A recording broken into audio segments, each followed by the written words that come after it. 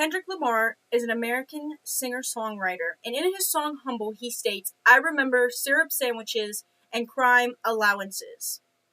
By show of hands, who in the audience can relate to that? Syrup sandwiches and crime allowances.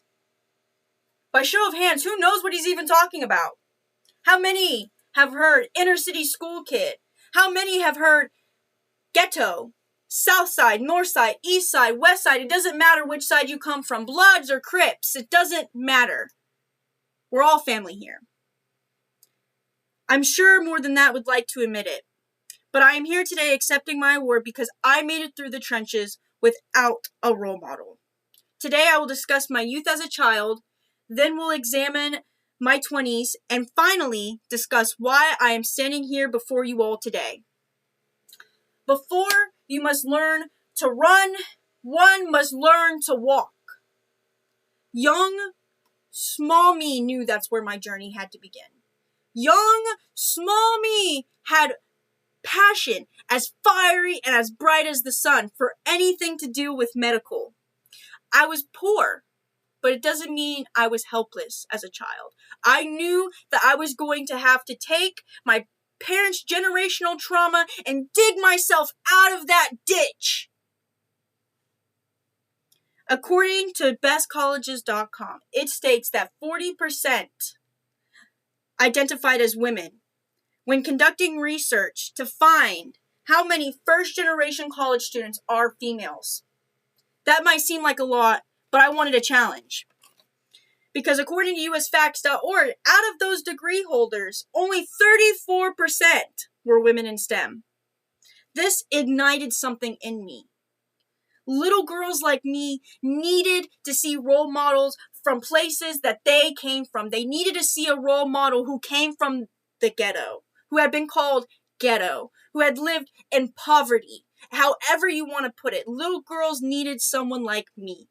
And that's where it all started as a child. Moving on, that brings me to my second point. J. Cole is a significant figure in the music industry. He says, "Don't save her, she don't want to be saved." And that sums up my entire 20s. Because I didn't want a knight in shining armor to come sweep me off my feet like a romantic fantasy book novel. I didn't want to marry a rich man. I wanted to be a rich man. According to Indeed.com, on research about salary of an optometrist, the low end is $120K a year. I stand here before you as a 99th percentile of optometrists. So I'll let you do the math on how much money I make per year. $500,000. I want to talk with you about motivation, malleability, and maximization.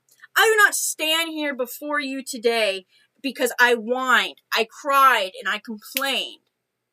I stand here before you today because I took my motivation and I maximized it. And I made it malleable. While still looking for challenges. In the article, in Allying for Eye Health and Visions, it says that there are only 500 optometrists in the U.S. And I am so incredibly happy to be here accepting this award as one of many. Today, we talked about how I am proof you never need a role model to begin believing in yourself. Today, I stand here before you as proof that you can be the rich man. And finally, I ask and I coerce some of you to try maximizing your motivation and malleableness. Thank you for your time.